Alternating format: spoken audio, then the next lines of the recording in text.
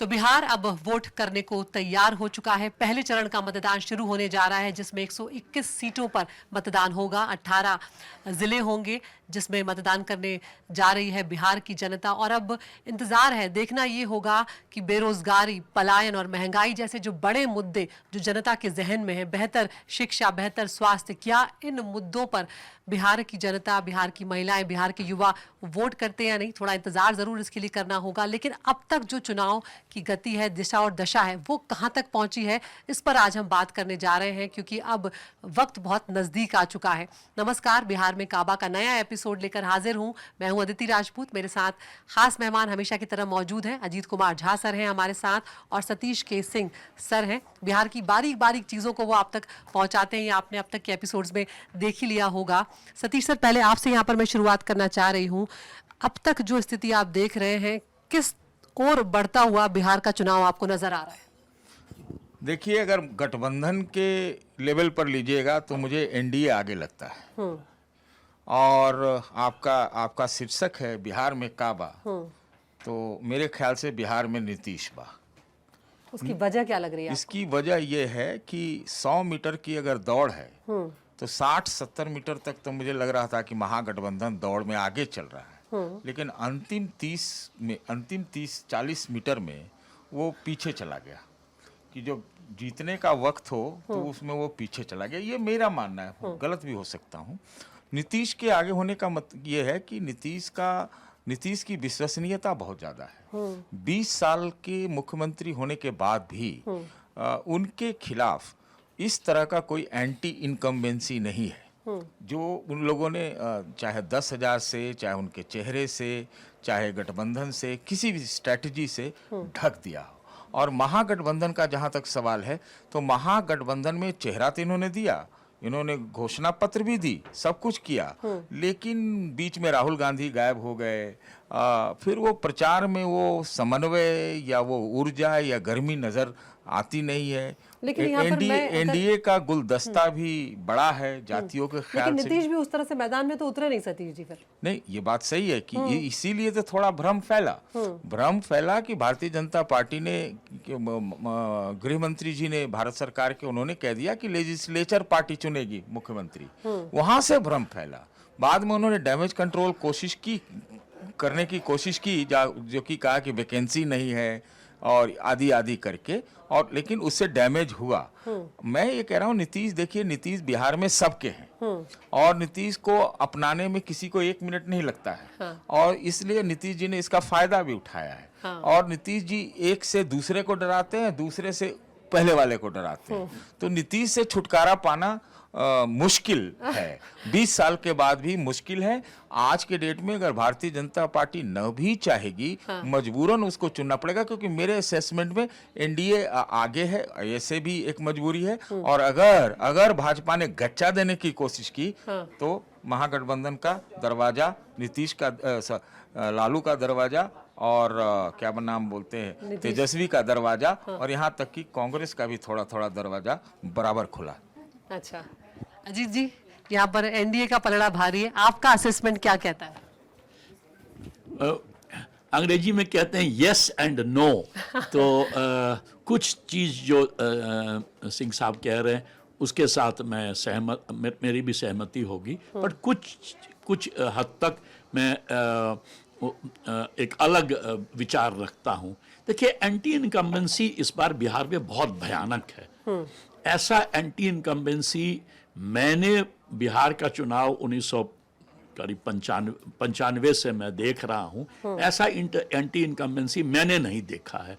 और सबसे है क्या कि इस बार एंटी इनकम्बेंसी बहुत फोकस्ड है। अच्छा। और फोकस है पूरा जॉब्स, नौकरी, पलायन। ये जो 2 शब्द है ना, इसको तेजस्वी भी काफ़ी लेकर आगे बढ़े हैं 2020 में, क्योंकि चुनाव हुआ बेसिकली कोरोना था, तो उसमें कैंपेन उस तरह से हो नहीं सका जो इस बार हुआ। हालांकि इस बार भी कैंपेन का समय नहीं मिल पाया, बट यदि कैंपेन को देखा जाए इस बार, तो जो फॉर्मल चुनाव हुआ उसके पहले ही डिक्लेयर हो गया चुनाव। और कैंपेन स्टार्ट इस बार किया इंटरेस्टिंगली राहुल गांधी और तेजस्वी ने वोटर अधिकार रैली 16 दिन और वो जो है एक नया बज क्रिएट कर दिया। बिल्कुल। और दूसरी बात कि बिहार का जो मीडियन एज है पॉपुलेशन का वो 22 है, पूरे देश का 28 है, यानी कि बिहार में आधा से ज्यादा पॉपुलेशन 40 के नीचे है।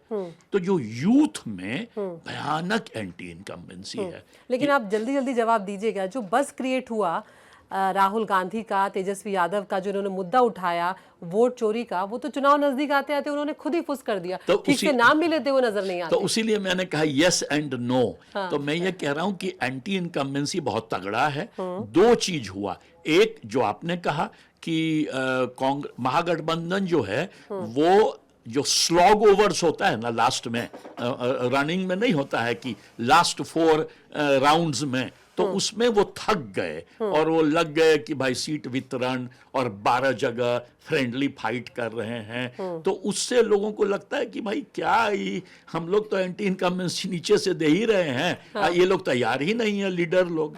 तो महागठबंधन के साथ कोऑर्डिनेशन का प्रॉब्लम है नंबर 1। और दूसरा एक जो हम लोग जो बहुत इंपॉर्टेंट है डिस्कस करना कि एंटी इनकम्बेंसी 2 भाग में बट गया है। मेनली गया है तेजस्वी के साथ और राहुल गांधी के साथ, जो भी महागठबंधन के साथ, और एक बहुत लार्ज सेक्शन एंटी इनकम्बेंसी चला गया है प्रशांत किशोर जी के साथ। अच्छा। तो उस कारण क्या हुआ है कि बाय डिफॉल्ट जो सिंह साहब कह रहे थे कि एनडीए निकल सकता है, 3 कोना फाइट है। यदि ये चुनाव बाइपोलर होता, मैं आज कह रहा हूं मतलब with a lot of understanding of the चुनाव, कि ये यदि बाइपोलर होता तो महागठबंधन ले जाता। पर क्योंकि एंटी इनकम्बेंसी वोट बंट रहा है 2 भाग में, तो इसका फायदा नीतीश जी को हो रहा है, बीजेपी को हो रहा है। ठीक है। तेजस्वी और राहुल गांधी, किस तरह से आप इन चुनाव में देखा, जैसी तैयारी होनी थी, जैसे नेता की तरह वो उभर रहे थे, क्या वो मेंटेन कर पाए? देखिए, अभी जो अजीत जी ने कहा एंटी इनकम्बेंसी के बारे में, वो व्यापक हो सकता है कि है भी, लेकिन वहाँ चूंकि सामाजिक विभाजन भी है, जेंडर डिवीजन भी है। एक महिला नाम का वोट बैंक अगर इस देश में कहीं है तो बिहार में। इतना पिछड़ा होने के बावजूद अगर महिलाओं का एक वोट बैंक है तो सिर्फ बिहार में है। और 6% महिलाएं पुरुषों से ज्यादा वोट करती हैं। ठीक है। हर बार। बिल्कुल। मैं नहीं कह रहा कि वो यूथ नहीं है, महिला है, मतलब यूथ में भी महिला है, लेकिन अगर 6% ज्यादा वोट करती हैं, अब चूंकि पुरुष बाहर रहते हैं, तो वो तो आंख मूंद के हमको तो नहीं लगता है कि वो एनडीए से बाहर जाएंगे। आप देख लीजिए उनकी सभाओं को, महागठबंधन की और एनडीए में, आपको एनडीए की सभाओं में हजारों महिलाएं दिखेंगी, एमजीबी के सभाओं में आपको सैकड़ों में दिखेगी। तो पहला तो ये है। दूसरा, एंटी इनकम्बेंसी का, लेकिन फिर सतीश जी, भीड़ तो कोई क्राइटेरिया होता नहीं है वोट डालने का। और दूसरा कि भीड़ देखिए, तो महिलाओं, सुनिए ना, महिलाओं का आना, वो चाहे जैसे भी आए और ज्यादा संख्या में सभाओं में दिखे, खासतौर के नीतीश जी के रैलियों में, तो इससे कुछ तो संकेत, कुछ तो अंदाजा मिलता ही है, पहली बात। दूसरी बात जो हमने कहा कि एंटी इनकम्बेंसी की बात सही है, इस मामले में मानता हूं कि एंटी इनकम्बेंसी 20 साल में नहीं होगा, वो भी बिहार जैसे प्रदेश में नहीं होगा, तो कहां होगा? देखिए, 2020 में इसकी झलकी दिखी थी जब आक्रोश का वोट हुआ था और नीतीश जी के खिलाफ एकदम एंटी इनकम्बेंसी, कोरोना का मार, पलायन, लोगों का पैदल चलना, सब कुछ था और नौजवान तेजस्वी ने उसको बुनाया भी। कोई भी ये कह सकता है कि इस तरह की चीजें आपको सतह पे दिख रही है क्या? हमें नहीं दिख रही है। महागठबंधन से भारी गलती ये हुई कि ये एंटी इनकम्बेंसी को ये भुना नहीं पाए, उसको चढ़ा नहीं पाए, उसको विस्तार नहीं दे पाए, उसको बज नहीं क्रिएट कर पाए। वो सिर्फ नीतीश जी से हमदर्दी जताते रहे, हमदर्दी के साथ साथ चाचा कहते रहे, और ये भले ही कहा कि बीजेपी ने उनको हाईजैक कर लिया। 20 साल के मुख्यमंत्री के खिलाफ इस तरह से हमला नहीं होते। यहाँ तो झूठ का सच और सच का झूठ बना के हमला होता है। तो लेकिन एक आपने कहा कि एंटी इनकम्बेंसी का फायदा नहीं उठा पाए, और दूसरी जो बची खुची कसर थी वो 10,000 रुपए महिलाओं के खाते में डालकर पूरी हो गई, तो फिर एनडीए का पलड़ा और भारी हो गया। जी, और आपने जो सवाल पूछा, आप जो कह रही हो उसका बहुत बड़ा परिणाम पे असर पड़ेगा। और आपने पूछा तेजस्वी और राहुल का बात। राहुल जिस तरह से 16 दिन के लिए मैदान में उतरे वोट चोरी को लेकर के, उसके बाद 60 दिन के लिए गायब हो गए। तो इस ढंग से चुनाव नहीं लड़ा जाता है, पहली बात। दूसरी बात, तेजस्वी का क्या है कि तेजस्वी का नाम घोषित हुआ, घोषणा पत्र भी आया, सब कुछ आया। तेजस्वी में हम नहीं समझते कि कोई खराबी है। उनके खिलाफ एक जो जंगल राज के उनके पिताजी के समय का चलता है, उनकी माताजी के खिलाफ, उसमें भी लगता है कि अभी ये जो मोकामा कांड हुआ वो ढुल गया कि आप जंगल राज ज्यादा नहीं कर सकते। उनका एजेंडा भी सही है, उनका मैनिफेस्टो भी सही है, उनका लगता है कि वो कुछ करना भी चाहते हैं, ये बात भी सही है। लेकिन सामने आपका चुनाव प्रचार उस ढंग से नहीं होगा, संगठित नहीं होगा, सब चीजों में देरी होगी, समन्वय की कमी होगी, प्रचार में वो ऊर्जा नहीं होगी, तो इसका फायदा तो निश्चित रूप से एनडीए को मिलेगा ही। ये तो एनडीए को मिलेगा ही। और नीतीश जी को तो, चूंकि नीतीश जी के खिलाफ कोई नहीं है, नीतीश जी सबके हैं, नीतीश जी के खिलाफ बोलने वालों की संख्या बहुत सीमित है। तो इस लिहाज से जब नीतीश और तेजस्वी में कंपैरिजन होता है तो नीतीश जी का विश्वसनीयता ज्यादा आप आंक सकते हैं। ठीक है अजीत सर, यहाँ पर नीतीश कुमार बहुत कम नजर आए चुनाव प्रचार में। हेल्थ भले ही रीजन रहा हो, लेकिन जब जनता के बीच में जब आप नेता जाते हैं, मुख्यमंत्री का आप चेहरा है, तो उसका एक अलग फर्क पड़ता है। किस तरह से आपने इन चुनाव में नीतीश कुमार की भूमिका को देखा? नहीं, पहले आप इसको करेक्ट कीजिए। नीतीश जी हर दिन 100 से 150 किलोमीटर की यात्रा करके तमाम जनसभाएं संबोधित कर रहे हैं, और मैं उनका 8-10 तो भाषण भी सुन चुका हूँ। बहुत मेहनत कर रहे हैं। ठीक है, सतीश जी कह रहे हैं कि वो है मैदान में। सही कह रहे हैं, बिल्कुल सही कह रहे हैं। और नीतीश जी का स्टाइल दूसरा है। नीतीश जी रोड शो वगैरह नहीं करते हैं। नीतीश जी का जी इस बार की है, बट नीतीश जी जो है, अंग्रेजी में कहते हैं बड़ा फ्लैम्बॉयंट स्टाइल, वो नीतीश जी का नहीं है। हाँ। वो एक तरह से कहूंगा शर्मीले इंसान है, शाई है इंडिविजुअल। आप उनसे बात करने जाइए तो पहला 20 मिनट नीतीश जी कुछ बोलेंगे ही नहीं, सुनते रहेंगे। और उसके बाद यदि उनको लग गया कि आप मतलब बात करने लायक हैं तो फिर आपसे 3 घंटे बतियाएंगे। बट लालू जी के साथ आप बैठिए तो खाली लालू जी बोलते रह जाते हैं। तो ये दोनों में अंग्रेजी में कहते हैं चॉक वर्सेस चीज, इतना अंतर है दोनों के बीच में। तो नीतीश जी का ये स्टाइल अच्छा। नीतीश जी कैंपेन फॉर्मली जो अनाउंस हुआ उसके महीनों पहले शुरू किए, और ब्यूरोक्रेट्स लोगों को लेके, और सारे ब्यूरोक्रेट्स को लेके जाते थे हर डिस्ट्रिक्ट में, और पता लगाते थे लोग क्या कह रहा है, क्या गड़बड़ी है, उसको ठीक करो। तो उन्होंने जम के किया है। उसी कारण जो सिंह साहब कह रहे हैं कि जो एंटी इनकम्बेंसी इस बार है नीतीश जी के खिलाफ नहीं है, वो है कि हमें नौकरी चाहिए, जो सरकार उसी को वोट दूंगा जो हमें नौकरी देगा। ऐसा नहीं है कि नहीं कहते हैं कि सिंहासन खाली करो, दिनकर जी के शब्दों में जनता आती है, वो नहीं है इस बार। Anger is not towards Nitish ji, anger is more towards कि हायर एक्सपेक्टेशन हो गया है कि अरे हाँ ये बात तो है कि आप रोड बनाए, आप पानी दिलाए, आप बिजली दिलाए, पर आप नौकरी भी तो दिलाइएगा। इस तरह का एंटी इनकम्बेंसी है। और दूसरी बात जो सिंह साहब ने कहा बिल्कुल सही है कि नीतीश जी 20 साल से सबसे ज्यादा प्रिय हैं फॉर वुमेन वोटर्स। तो वो न्यूट्रलाइज कर दे रहा है एंटी इनकम्बेंसी को। औरतों का जो और जब अब ये जनाधार है, महिलाएं आ ही गई हैं, तो अब ये दूसरा जो हम एमवाई फैक्टर देखते हैं, महिला और युवा, एक तो है मुस्लिम और यादव, एक जो महिला और युवा एमवाई फैक्टर, उस पर युवाओं का भी आप कंटेक्स्ट दे दीजिए, क्योंकि नौकरी की बात यहाँ पर हो रही है। जब युवाओं से हम बात करते हुए सुनते हैं सतीश जी हमने, तो युवाओं का बार बार ये कहना है कि जो सेशन है वो ही इतना पीछे चल रहे हैं। देखिए ये बात सही है, और ऐसी कई चीजें हैं। ये देखिए एकदम सही है हाँ। कि युवाओं में जो आक्रोश है, और नौकरी जो मेल बायस वाली सोसाइटी है, उसमें लगता है जैसे नौकरी जो है अभी भी बिहार जैसे राज्य में ये मर्दों के लिए बना है। मैं एक बात बोल रहा हूँ, ठीक है हाँ। लेकिन क्या है, तो उसके साथ फिर महिला है। तो भाई एमवाई का बात आप जब करते हैं, मुस्लिम यादव का बात करते हैं, तो क्या हम मान लें कि मुसलमान और यादवों में महिलाएं नहीं होती क्या? अब आप समझो, युवाओं में महिला भी होती हैं, लेकिन वहां महिला तो ऐड हो रही है, तो यहाँ भी तो महिला ऐड हो रही है, मुस्लिम यादव में नहीं हो रही है क्या?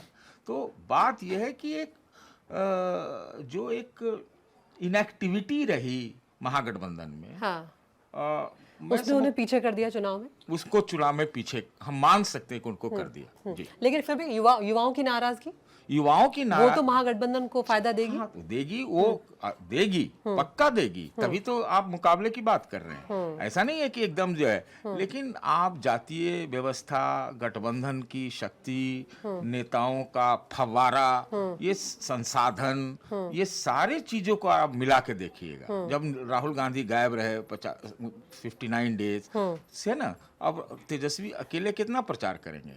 तो वो वाली बात है। यहाँ तो पूरा भारतीय जनता पार्टी, पूरे देश भर के छोटे बड़े सारे नेता इस समय बिहार में डेरा डाले हुए हैं, जिसका एक एक वोट भी नहीं हो सकता, वो भी जाके चुनाव प्रचार में लगा। योगी आदित्यनाथ तो अप्पू टप्पू करते हुए भी नजर आ रहे हैं, पप्पू करते हुए वो नजर आ रहे हैं। देखिए, मैं जहां तक समझता हूँ नीतीश जी इससे खुश नहीं होंगे। नीतीश जी अगर वो 80-20 का बात बोले, चाहे वो एक है तो सेफ है, या बटो कटो की बात अगर योगी जी आके बिहार में करते हैं, तो मैं नीतीश जी के लगभग सारे भाषण देखने का प्रयास कर रहा हूँ, वीडियो मैसेज भी देखा था। वो तो हिंदू मुस्लिम यूनिटी की बात कर रहे हैं, वो तो मुसलमानों के लिए काम किए गए चीजों का बखान कर रहे हैं, तो उनको ये गवारा नहीं होगा, ये नहीं है। अब और जो आप कुछ भी कह लीजिए, नीतीश जी के एक स्लिप ऑफ टंग के अलावा आप ये वो भाषा की जो शुद्धता है उसको बराबर बना के रखते हैं। नीतीश जी जैसा कहा जी ने, वो पुराने मिजाज के नेता है, सोशलिस्ट नेता है, वो इस तरह के गाली गुप्ता और इस तरह का उस चीजों का वो उसको वो वेलकम नहीं करते।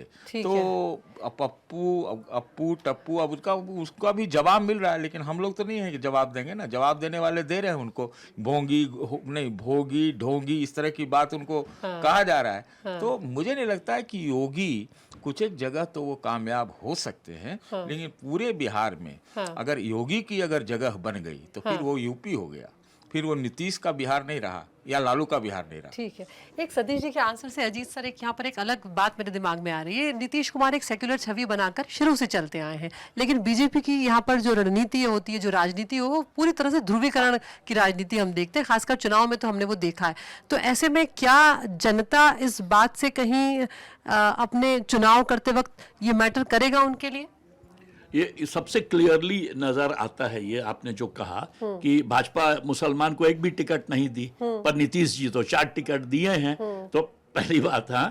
दूसरी बात ये है कि बिहार में 20 साल में जो पसमंदा मुसलमान है, उसके लिए तो नीतीश जी समझिए कि एक तरह से वो वोट बैंक नहीं कोशिश की, वो इतना काम किए हैं पसमंदा के लिए। और जब भी उनको बोला गया कि भाई आप तो रिजर्वेशन दे रहे हैं, रिजर्वेशन में तो बाय रिलीजन नहीं है, तो कहते हैं कि अरे मैं रिलीजन के बेसिस पर थोड़े दे रहा हूं, मैं तो एजुकेशनली एंड सोशली बैकवर्ड है, गरीब लोग हैं, तो उसमें रिलीजन से क्या मतलब है। तो ये जो नीतीश जी का अप्रोच है, उस कारण पसमंदा मुसलमानों का काफी रुझान नीतीश जी की तरफ है। दिक्कत क्या है कि क्योंकि भाजपा के साथ हैं, यदि भाजपा के साथ नहीं रहते, आपने जो कहा कि भाजपा तो ध्रुवीकरण की राजनीति करती है, तो ये ध्रुवीकरण का राजनीति यदि बिहार में थोड़ा बहुत काम करेगा तो वो करेगा सीमांचल में। और उसका मेन कारण है, मैंने पहले भी इस पर बात किया कि हैरी ब्लेयर ने कहा था,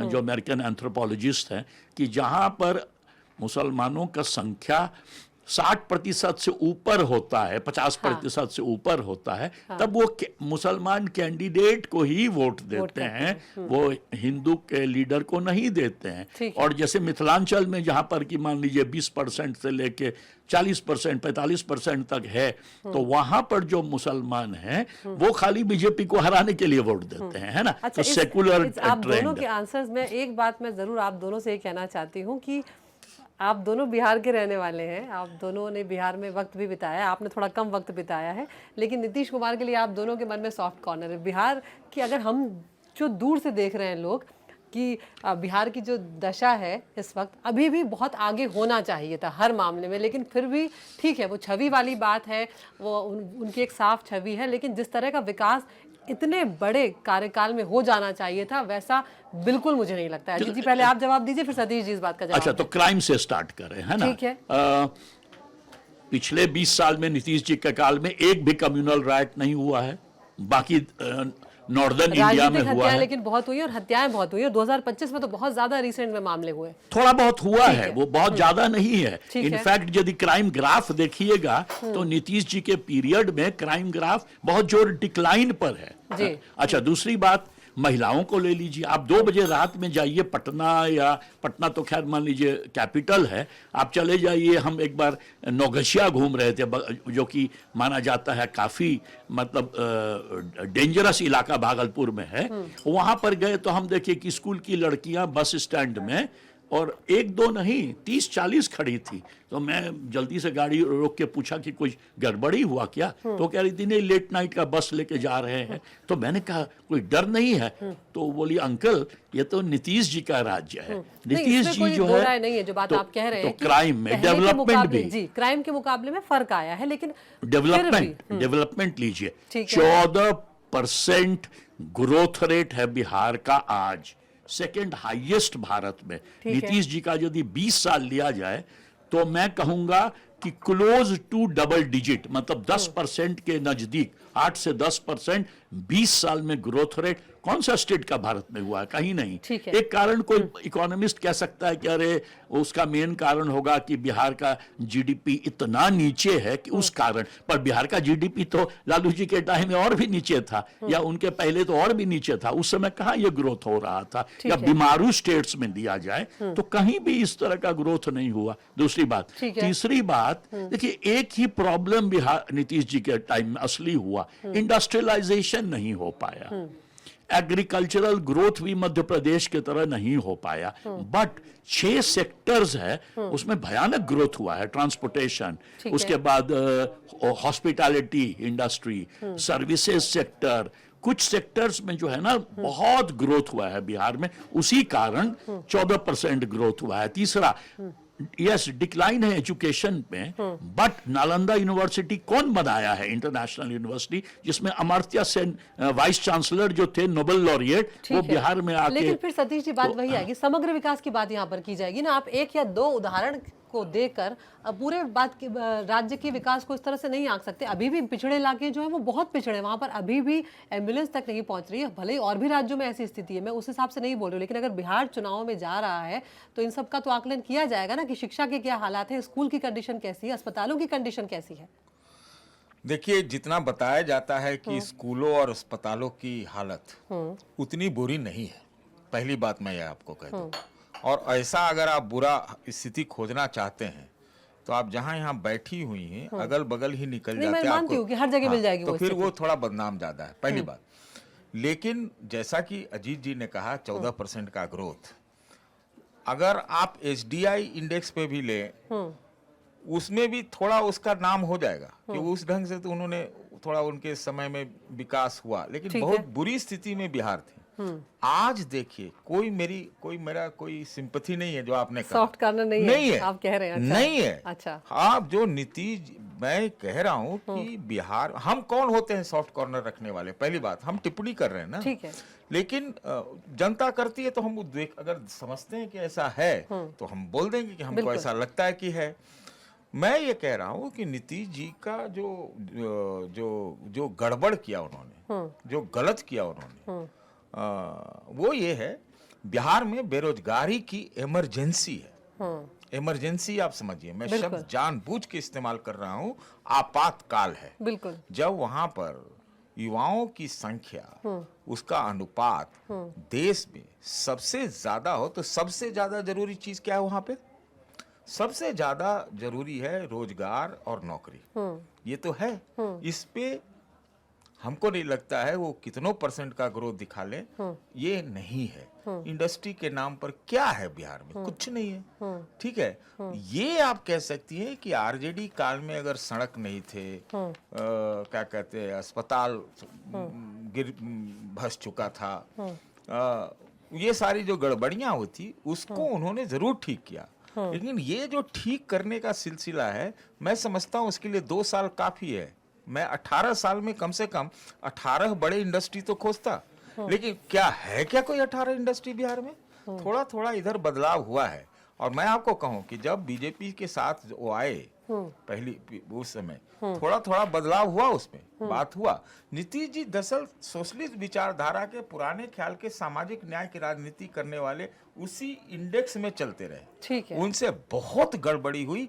इसलिए अगर आज कुछ उनके खिलाफ जो 2020 में झलकी दिखी थी कि लगभग वो उड़ गए थे सरकार से, खत्म ही थे, बिल्कुल। तो वो अगर कुछ आज गड़बड़ नतीजे भी आते हैं, यही सबसे बड़ी वजह हो। ठीक है, अब एक एक लाइन में मैं आप दोनों से जवाब चाहूंगी। हम कुछ नेताओं के यहाँ पर नाम ले रहे हैं, उनकी चुनाव में किस तरह से आपने भूमिका देखी। सबसे पहले प्रधानमंत्री नरेंद्र मोदी की ये मैं बात करूंगी। प्रधानमंत्री नरेंद्र मोदी तो मैं कहूँगा कि जहाँ तक चुनाव यदि शब्द लिया जाए तो दुनिया में कोई ऐसा नेता नहीं है जो पैदा लिया है चुनाव लड़ने के लिए, चुनाव लड़ाने के लिए। तो उनके साथ है कि 75 साल का उम्र है और फिर जिस तरह से कूद के आ जाते हैं कैंपेन में, और अभी पटना में रोड शो किए और उसी दिन, उसके पहले 2 बार भाषण दे चुके थे उसी दिन, और उसके बाद जो है जब भी आते हैं तो एक लाइन से जो है 4-5 जगह भाषण देते हैं और करीब करीब कहीं पर 45 मिनट, कहीं 1.5 घंटा, कहीं 1 घंटा बोलते हैं। और उनका जो एक स्टाइल है ना, थिएट्रिकल स्टाइल जिसको कहते हैं, बचपन में ड्रामा करते थे, तो इस मामले में तो माने ही इज अ मास्टर और कैंपेनर।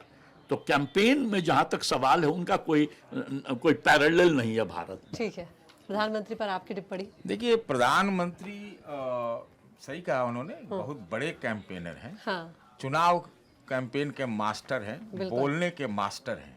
लेकिन मैं ऐसा मानता हूं कि उनको भी बिहार में भाजपा के लिए नहीं, नीतीश के लिए ही चुनाव प्रचार करना पड़ रहा है। ठीक है, प्रशांत किशोर, क्या सवर्णों का वोट खींचते हुए नजर आ रहे हैं या अब बस हवा उतनी रही नहीं जो पहले थी?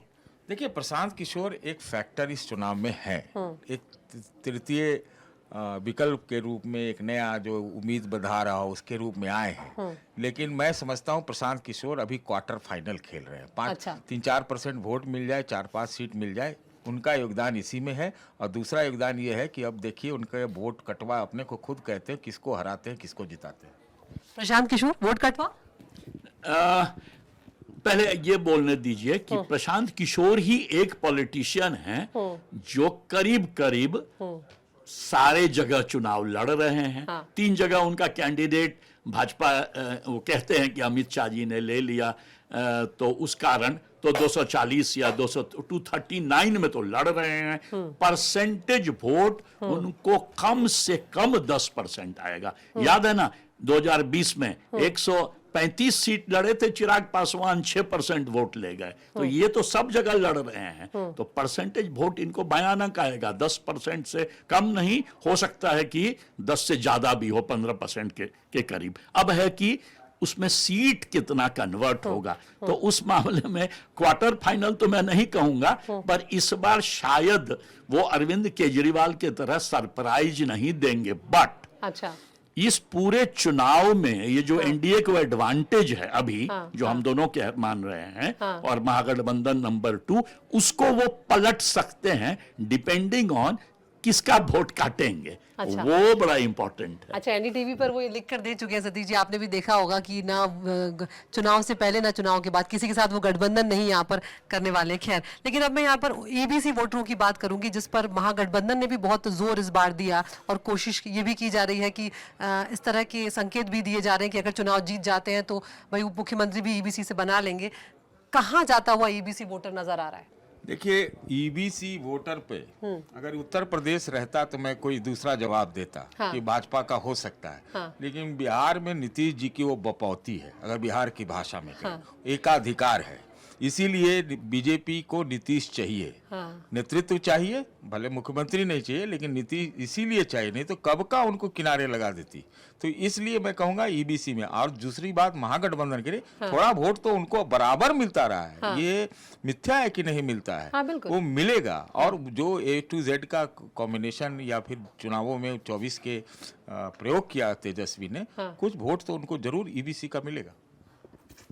ईबीसी ईबीसी वोटर सही, उन्होंने कहा 36% वोटर है बाय द वे, बिल्कुल। हाँ, सबसे लार्जेस्ट वोटर जी। है। पर एक चीज याद रखिएगा, ईबीसी वोट टोटली यूनाइटेड नहीं है, बिखरा हुआ रहता है। हाँ, पर उसको काफी हद तक नीतीश जी साध लिए थे अपने साथ, और नीतीश जी का बेस वही है ईबीसी वोट, तो उन्होंने सही कहा। बट इस बार हुआ है क्या कि मुकेश साहनी जो है 2022 में भाजपा छोड़े और कुदक के इधर आ गए, तो मल्लाह वोट वैसे 2.9% ही है, but Nishad Mallah Sahni vote मिला के करीब करीब 9.5-10% है। और इस बार राहुल गांधी जो है उनका जो अपना असेसमेंट है, उनके एडवाइजर कह रहे हैं कि यदि मल्लाह वोट ही खाली कांग्रेस को और राजद के तरफ आ जाए तो हम लोग निकल जाएंगे, क्योंकि उनका असेसमेंट है कि 12,500 वोट से ही पिछले बार हारे थे। तो आपने देखा होगा कि जिस दिन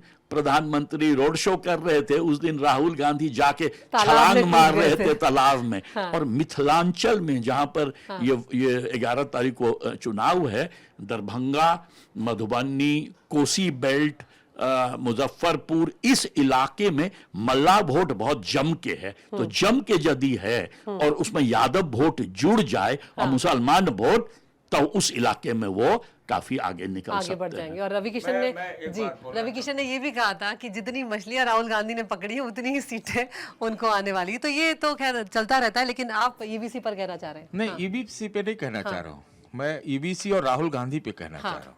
राहुल गांधी और फिर वोट पे ही बोलना चाह रहा हूँ। ठीक है। मैं कांग्रेसी नेताओं के संपर्क में आया हूँ पिछले 2-3 दिनों से। मुझे नहीं लगता है कि कांग्रेस कैंप में बाहर है। अच्छा। कांग्रेस कैंप में बड़ी, मैं समझता हूँ, निराशा का माहौल है। अच्छा, मतलब उन्हें अंदाजा लग गया है कि चुनाव किस तरफ जा रहे हैं। 1990 से ही कांग्रेस में बाहर नहीं है, बिहार में ना उत्तर प्रदेश में, है ना। कांग्रेस तो सफाया हो चुका है ना पूरे हिंदी हार्टलैंड से। इस बार उन्होंने 2 चीज का एक्सपेरिमेंट किया है। पहला उनका एक्सपेरिमेंट था कि जो भूमिहार लीडरशिप था कांग्रेस का बिहार में, उसको हटा के, और जो है सब जगह उन्होंने, एक तो कांग्रेस प्रेसिडेंट दलित है और दूसरा जो है सब जगह ईबीसी, एमबीसी, ओबीसी, मुसलमान लीडरशिप लाया है। तो अटेम्प्ट है कि साधेंगे नीतीश जी का वोट, एमबीसी का वोट। तो एक तो एक्सपेरिमेंट हो रहा है। अब ये एक्सपेरिमेंट कितने हद तक वर्क करेगा ये नहीं मालूम, पर कुछ तो करना चाहिए। और तीसरी बात कि राहुल गांधी पिछले चुनाव में गायब थे 2020 में, 4 बार या 5 बार आए थे। इस बार उधर 16 दिन, और उसके बाद अब जो है फिर पानी में कूद रहे हैं, बोल रहे हैं, भाषण दे रहे हैं। अच्छा, एक और चीज कि तेजस्वी के साथ डिफरेंसेस जो हो, फ्रेंडली फाइट जो हो, पर राहुल गांधी, तेजस्वी, दीपांकर भट्टाचार्य, मुकेश सहनी, चारों मिलके जो कर रहे हैं ना, इसका एक असर होगा। एकजुटता सीधे तौर पर नजर आ रही है। ठीक है, आखिरी सवाल है जी, बिल्कुल एक लाइन में जवाब दीजिएगा। आप दोनों का जो कहना है कि झुकाव जो है इस तरफ, फिलहाल एनडीए का पलड़ा भारी लग रहा है, क्या नीतीश कुमार मुख्यमंत्री बनेंगे अगर एनडीए जीतता है तो? अभी तो बनाना पड़ेगा नीतीश कुमार को, इसलिए बनाना पड़ेगा। पहली बात, उनके नेतृत्व में लड़ रहे हैं, और दूसरी बात कि यदि नहीं बनाएंगे तो जेडीयू उठ के जो है उधर चला जाएगा महागठबंधन के तरफ। तो अभी तो बनाना पड़ेगा। अब मान लीजिए 1 साल, 2 साल, 3 साल बाद नीतीश जी का तबियत बहुत खराब हो जाए तो जदयू हो सकता है कि एक ऑल्टरनेटिव अंदर से दे दे। बट अभी तो जो नीतीश कुमार हैं वो नेसेसिटी है कहिएगा बिहार के लिए। जरूरी है, उनके बिना नहीं हो सकता। अगर एनडीए जीता तो नीतीश ही सीएम। बोला तो मैंने पहले कि नीतीश मजबूरी है। आप लाख न चाहें अदिति जी, आप लाख न चाहें। नहीं, मुझे बिल्कुल फर्क नहीं पड़ेगा। आपने जिसे मुझे कहा ना हमदर्दी, तो मैं इसलिए नहीं, मैं तो हम दोनों को कहा, आप दोनों का सॉफ्ट कॉर्नर तो मैंने भी आपके ऊपर इसी तरह से उलट के मारा ना। मुझे कोई मैं आपत्ति ये कह रहा नहीं हूँ, देखिए, मजबूरी है, मजबूरी है। बीजेपी पिंड छुड़ाना चाहती थी, नहीं छुड़ा पाई। अगर बीजेपी अभी भी छुड़ाने का कोशिश की तो पगहा बिहार में बोलते हैं, जो तो बैल गाय पगहे में बंधी रहती ना, उठ तोड़ के भाग, खूंटा छोड़ के भाग जाएंगे। और उनके लिए नाद और खूंटा लेके महागठबंधन वाले बैठे हुए। एक 30 सेकंड का एक आंसर इसमें जोड़ दूं। नीतीश जी मजबूरी भी है, नीतीश जी जरूरी भी है। जरूरी क्यों है? एक नॉन पॉलिटिकल आंसर दे रहा हूं। 20 साल में यदि नीतीश जी का कोई पहचान है तो वो विकास के साथ है। यदि बिहार को सच में विकास आगे करना है तो मेरे अनुसार 2 ही मुख्यमंत्री कर सकता है इससे हायर पेस पर, नीतीश जी नहीं तो प्रशांत किशोर। अच्छा, तो यहाँ पर आपने देख लिया कि हमारे एक्सपर्ट्स का ऑब्जर्वेशन जो है वो फिलहाल क्या कहता है, लेकिन क्या अभी जो एनडीए का पलड़ा भारी लग रहा है 14 नवंबर तक आते आते वही चीज़ रहने वाली या स्थिति कुछ बदल जाएगी, इसके लिए थोड़ा इंतजार हमें करना होगा। और अभी चुनाव और जो है वो तेजी भी पकड़ने जा रहा है, क्योंकि पहले चरण का मतदान होगा, उसके बाद फिर प्रचार एक बार जोर पकड़ेगा। तो एक बार फिर से हम जुड़ेंगे। फिलहाल बिहार में काबा में आज के लिए इतना ही। नमस्कार।